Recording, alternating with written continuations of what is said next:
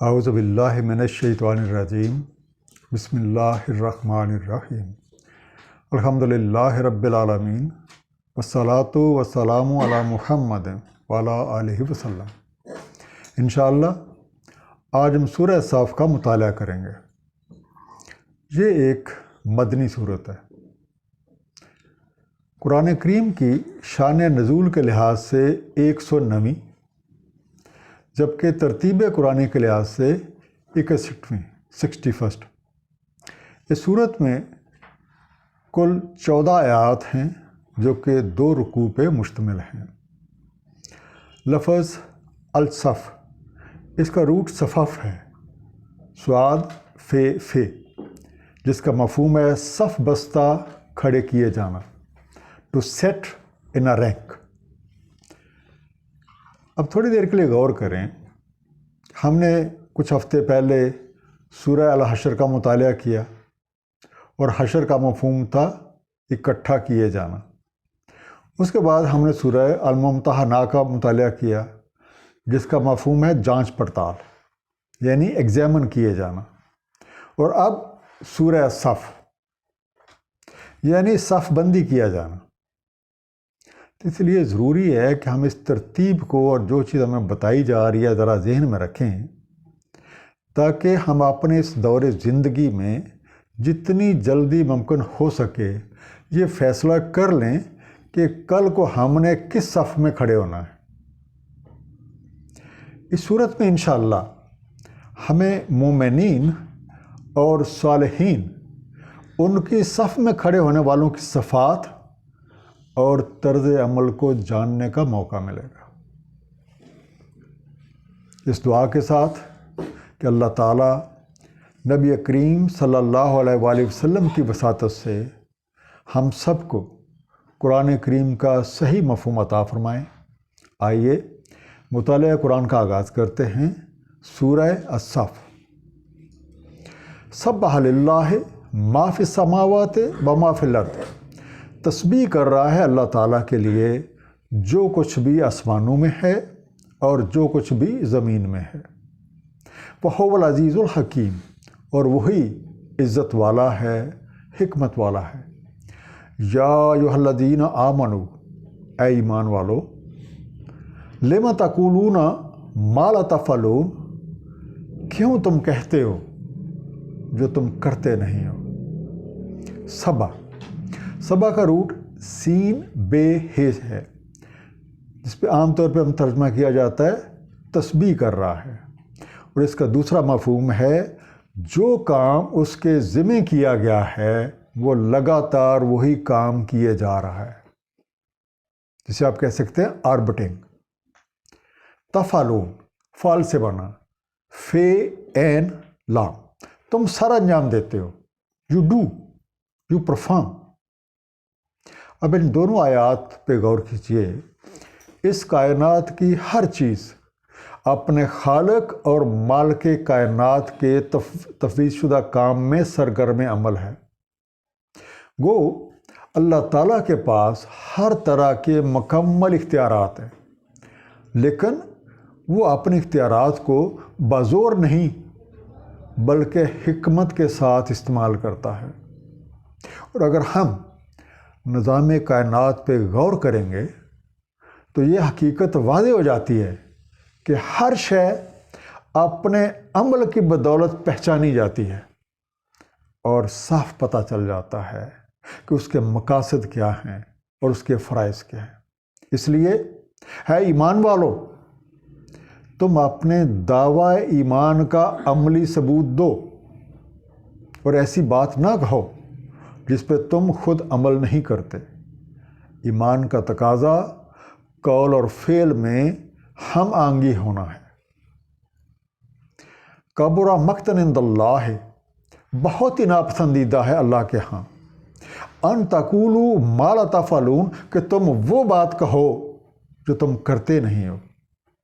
ان اللہ یحب الذین یقاتلون فی سبیلہ صفا، بے شک اللہ تعالیٰ تو محبوب رکھتا ہے ان کو جو لڑتے ہیں اس کی راہ میں صف بستہ ہو کے، کانہم بنیان مرصوص، گویا کہ وہ کچھ ساخت یا وہ کچھ سٹرکچر ہیں جو انتہائی ٹھوس ہے۔ مقتن مقت سے بنا، میم کاف تے، نازیبہ بیزاری والی، ایک قابل نفرت چیز، ایک قابل گرفت چیز، ہیٹ ڈیٹیسٹ، ایبور، بنیان بنی سے بنا، بے نون یہ بناوٹ، آپ سٹرکچر بھی کہہ سکتے ہیں اور آپ بلڈنگ بھی کہہ سکتے ہیں، مرسوس رسس سے بنا، رے سواد سواد، مضبوطی سے جڑی ہوئی یا کچھ چیزیں جو باہم بہت پیوستہ ہیں، ویل کمپیکٹڈ اور جوائنڈ فرملی۔ اللہ تعالیٰ کے نزدیک یہ بات سخت ناپسندیدہ اور قابل گرفت ہے کہ ایسی باتیں کہی جائیں، اور خاص طور پہ جو دعویٰ ایمان رکھتے ہیں وہ ایسی باتیں کہیں جن پہ عمل نہ کیا جائے۔ ہمیں یاد رکھنا چاہیے جس قول پہ عمل شاہد نہ ہو وہ قول جھوٹا قرار پاتا ہے، کیونکہ قانون کی عدالت میں جس بات کا ثبوت مہیا نہ کیا جائے وہ دعویٰ خارج کر دیا جاتا ہے۔ اللہ تعالیٰ زبانی کلامی دعوے کرنے اور باتیں کرنے والوں کو نہیں بلکہ ایسے لوگوں محبوب رکھتا ہے جو اس کی راہ میں سر بکف ہو کر میدان عمل میں نکل آتے ہیں اور اس طرح سے صف بستہ ہو کے لڑتے ہیں گویا وہ ایک سیسا پلائی ہوئی مضبوط دیوار ہے۔ وَإِذْ قَالَ مُوسَىٰ لِقَوْمِهِ، اور جب فرمایا موسیٰ علیہ السلام نے اپنی قوم سے، تو زوننی، تم مجھے کیوں اذیت دیتے ہو، وقت تعلمون انی رسول اللہ علیکم، حالانکہ تمہیں معلوم ہے کہ میں اللہ تعالیٰ کی طرف سے تمہاری طرف بھیجا ہوا ایک رسول ہوں۔ فلما زاغوا، تو جب وہ کچرو ہوئے، جب وہ ٹیڑے ہی رہے، ازاغ اللہ قلوبہم، تو ٹیڑھا کر دیا اللہ تعالیٰ نے ان کے دلوں کو۔ واللہ لا یہدی القوم الفاسقین، اور اللہ تعالیٰ نہیں ہدایت فرماتا قوم فاسقین کو یا فسق کرنے والی قوم کو۔ تو زوننی عزیز سے بنا، الف زال یہ، تم مجھے ایذا دو، تکلیف پہنچاؤ یا ستاؤ، یو ہرٹ، یو ٹربل اور یو انائی می۔ زاغو زیگ سے بنا، زے یہ غین، وہ ٹیڑے ہو گئے، وہ پھر گئے، they turned aside, they deviated۔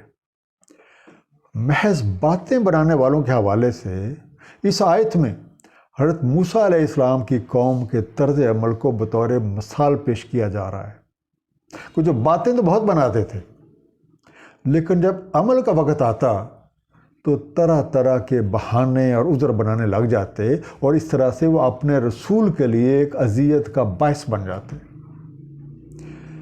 جب بنی اسرائیل کے لوگ حضرت موسیٰ علیہ السلام کے بار بار یاد دلانے کے باوجود اپنی روش سے باز نہ آئے تو چنانچہ جب وہ ٹیڑے ہی چلتے رہے تو اللہ تعالیٰ کے قانون کی روح سے ان کی سمجھ بوجھ بھی ٹیڑھی ہو گئی، کیونکہ جو لوگ جانتے بوجھتے غلط راہوں پہ چلتے ہیں وہ کبھی بھی منزل مقصود پہ نہیں پہنچ سکتے، جیسے کہ سورہ ذاریات کی آیت نمبر 9 میں ارشاد ہے۔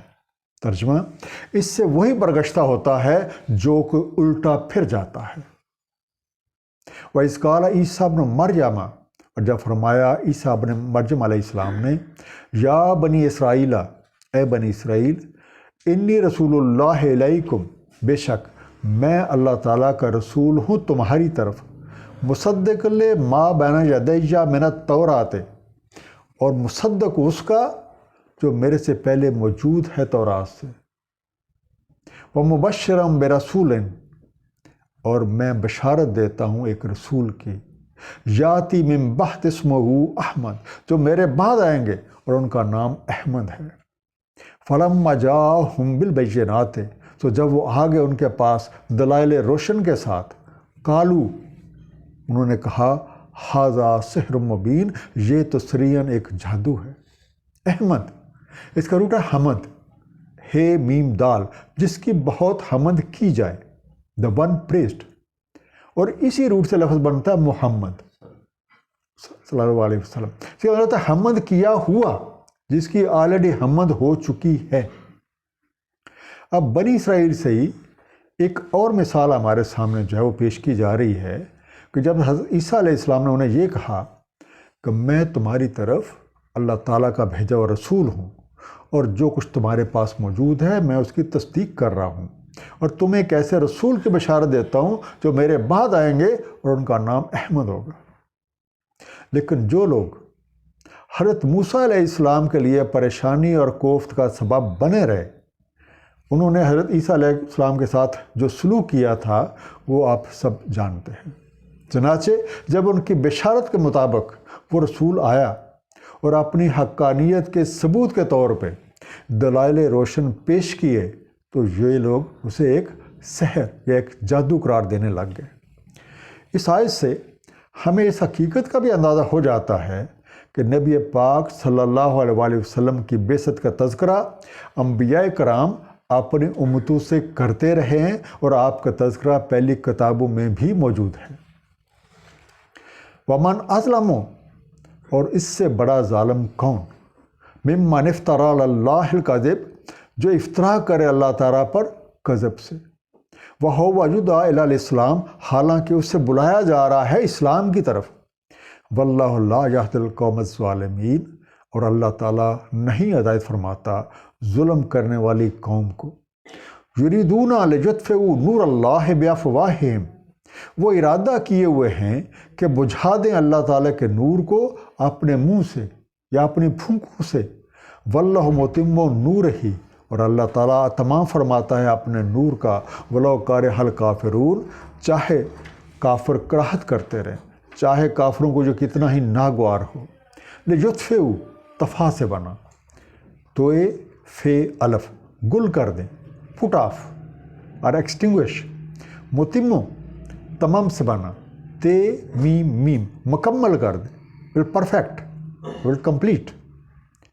اب اس رسول کا ذکر خود ان کی اپنی کتاب میں موجود ہے، لیکن اس بات کو غلط ثابت کرنے کے لیے کبھی تو ان کتابوں میں تحریف کرتے ہیں اور کبھی خود سے طرح طرح کی باتیں گھڑ کر اللہ تعالیٰ کی طرف منسوب کرتے ہیں۔ قانون علیہ کے تحت یہ ایک سنگین جرم ہے۔ یاد رکھنے کی بات یہ ہے کہ جو لوگ کسی چیز کو اس کے مقصد تخلیق کی بجائے کسی اور کام کے لیے استعمال کریں گے، ان کے لیے زندگی کی راہیں کبھی بھی آسان نہیں ہوں گی۔ ایسے ظالم لوگ یہ سمجھتے ہیں کہ ان کی حرکتوں سے نور ہدایت کا چراغ جو ہے وہ گل ہو جائے گا۔ یہ محض ان کی خام خیالی ہے۔ بھلا جب اللہ تعالیٰ اپنے نور کی روشنی کو پھیلانا چاہتا ہے تو کون اس کی راہ روک سکتا ہے؟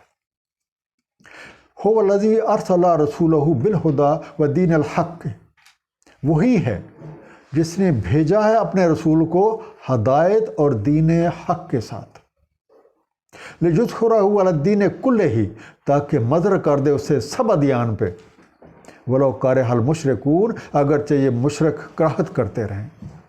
لِیُظْہِرَہُ ظہر سے بنا، زوئے ہے رے، تاکہ سربلند کر دے، تاکہ اسے اوپر کر دے، so as to make it upper, so as to make it mount، کارہا، کرا سے بنا، کاف رے ہے، ناپسند کریں، کراہت کریں، برا منائیں، اور انگلش میں آپ کہہ سکتے ہیں ڈس لائک۔ اللہ تعالیٰ نے اپنے رسول کو ایک مکمل ضابطہ حیات دے کر بھیجا ہے جو دین حق پہ مبنی ہے، اور دین حق کا مفہوم یہ ہے کہ اس دین میں ہر ایک کے لیے حقوق مقرر ہیں،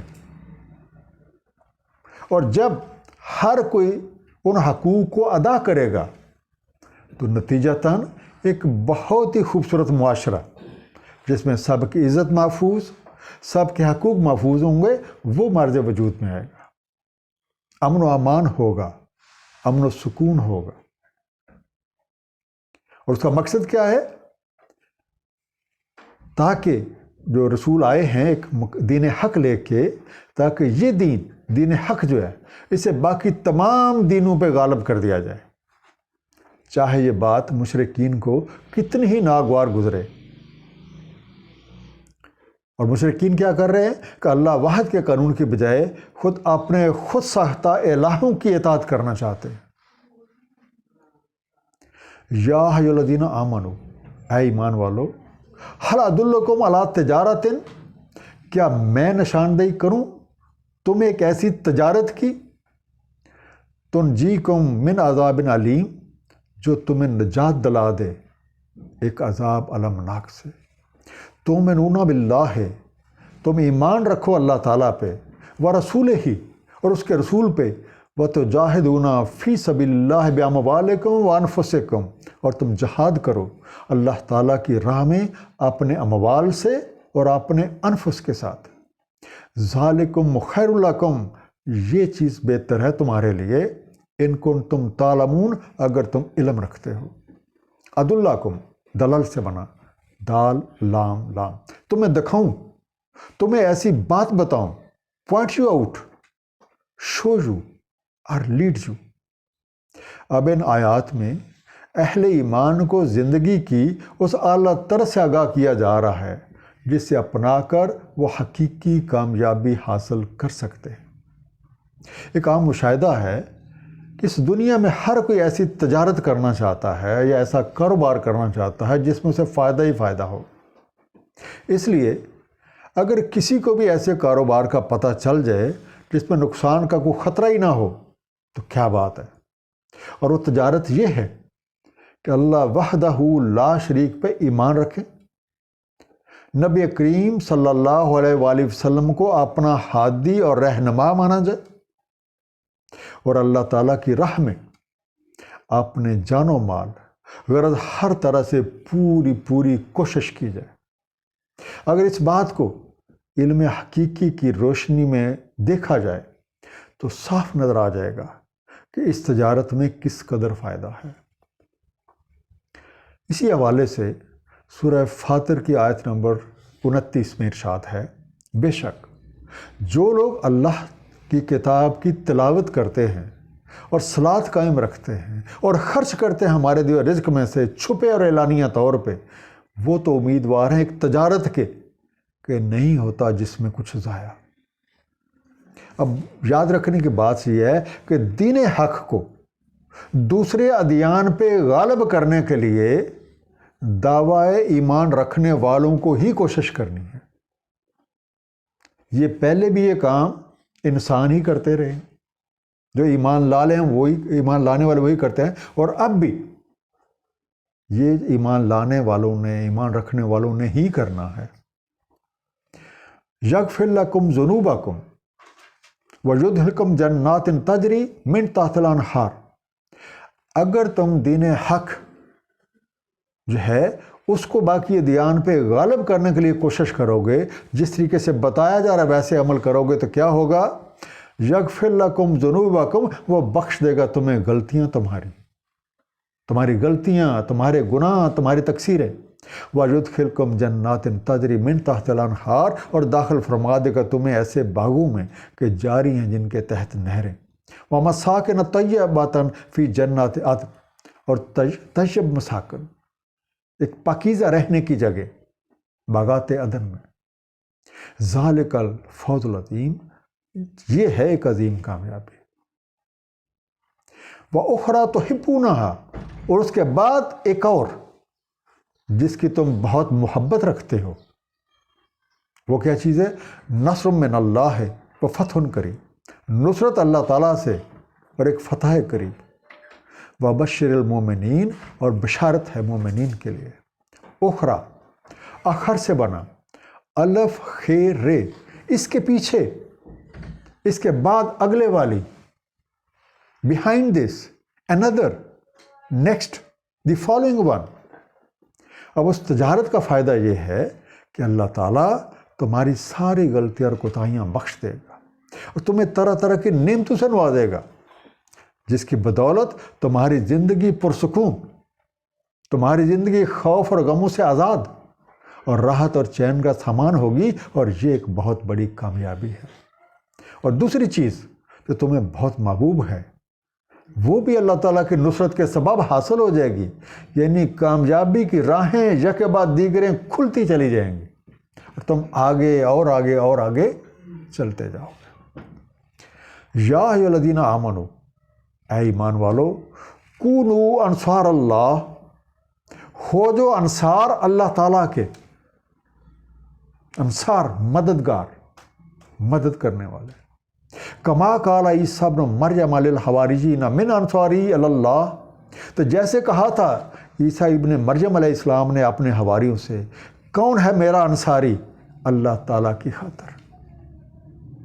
قال الحواریون، حواریوں نے کہا، نحن انصار اللہ، ہم ہیں مددگار اللہ کے، ہم ہیں نصارہ اللہ کے.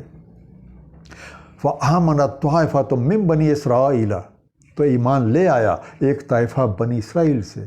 وکفرت طائفہ، اور کفر کیا ایک طائفہ نے.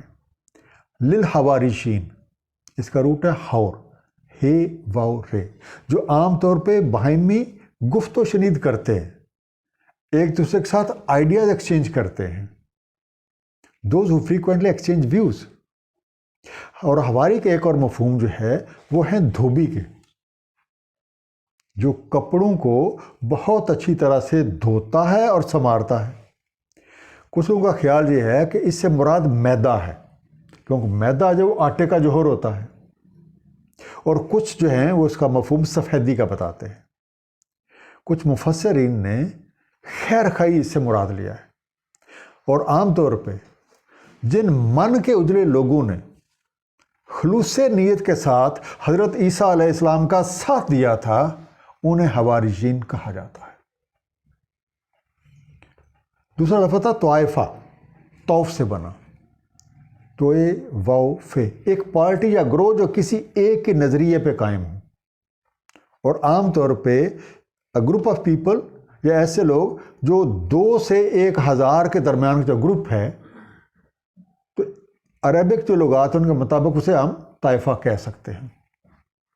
اب اس آخری آیت میں یہ بات واضح طور پہ بتائی جا رہی ہے کہ وہ نفع بخش تجارت جس کی طرف اللہ تعالیٰ تمہیں دعوت دے رہا ہے، وہ تجارت اور کامیابی کی راہیں تب کھلیں گی جب اہل ایمان دین حق کو پھیلانے میں اللہ تعالیٰ اور اس کے رسول کے مددگار بنیں گے.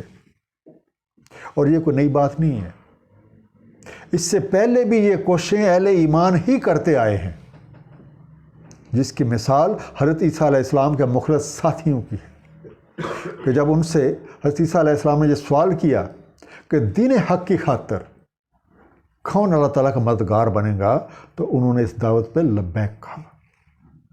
ان کی کوششوں کا نتیجہ تھا کہ بنی اسرائیل کا ایک گروہ ایمان لے آیا، جبکہ دوسرا گروہ جو ہے وہ کفر ہی کرتا رہا. فَأَيَّدْنَا الَّذِينَ آمَنُوا عَلَىٰ عُدُوِّهِمْ، سو ہم نے تائید کی جو ایمان لائے ان کے دشمنوں پر. فَأَصْبَحُوا ظَاهِرِينَ، سو وہ سرخرو ہوئے، سو انہوں نے ان پہ قابو پایا. فَأَصْبَحُوا صبا سے بنا، سواد بے ہے، وہ ہو گئے، سو تو بیکیم. تو بنی اسرائیل کے ان دونوں گروہوں میں کشمکش ہوئی تھی، جو ایمان لائے تھے اور جو ایمان نہیں لائے تھے. تو اللہ تعالیٰ نے اپنی راہ میں جہاد کرنے والوں کی مدد کی، جس کی وجہ سے وہ اپنے مخالفین گروہ پہ غالب آ گئے. یہ پہلے بھی ہو چکا ہے، اور اب بھی اگر اہل ایمان کی کوئی جماعت دین حق کی سربلندی کے لیے پورے خلوص نیت کے ساتھ اپنے جان و مال کے ساتھ کوشش کرے گی، تو قانون الہیہ کے تحت اللہ تعالیٰ کی نصرت اور تائید اس کے ساتھ ہوگی. اب مختصر سا خلاصہ اس پوری صورت کا، اس کائنات میں ہر چیز اللہ تعالیٰ کے تفویض کیے ہوئے کام میں سرگرم عمل ہے. اور تفکر سے ہم یہ جان سکتے ہیں وہ کس طرح عملی طور پہ اپنے مقصد تخلیق کو پورا کر رہی ہے. اہل ایمان کے لیے یہ زیب نہیں دیتا کہ وہ صرف باتیں بناتے رہیں اور عملی طور پہ اس کا ثبوت نہ دیں.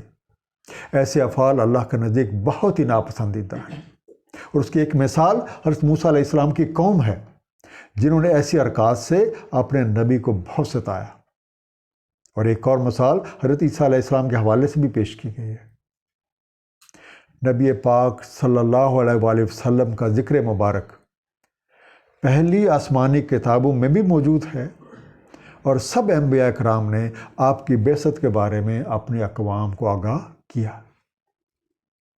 اب دعویٰ ایمان کا عملی ثبوت دینے کے لیے ضروری ہے کہ اہل ایمان اللہ تعالیٰ اور اس کے حبیب کے مددگار بنیں اور دین حق کی راہ میں اپنا مال و جان سے عملی جد و جہد کریں اور اس راہ میں پیش آنے والی کسی بھی مشکل کو خاطر میں نہ لائیں۔ اور اس کی ایک روشن مثال حضرت عیسیٰ علیہ السلام اور ان اہل ایمان ساتھیوں کی ہے جنہیں عام طور پہ حواریین کے نام سے پکارا جاتا ہے۔ ان کی کوششوں کی بدولت بنی اسرائیل کا ایک حصہ ایمان لے آیا، اور جب حق کے دشمنوں کے ساتھ ان کا مقابلہ ہوا تو اللہ تعالیٰ کی نصرت اور تائید سے وہ فتح یاب ہوئے۔ اب چوائس آپ کے اپنے ہاتھوں میں ہے۔ اللہ تعالیٰ ہم سب کو سمجھنے اور عمل کی توفیق عنایت فرمائیں۔ صدق اللہ العلی العظیم۔ صلی اللہ تعالیٰ علی حبیبہ محمد وآلہ وسلم۔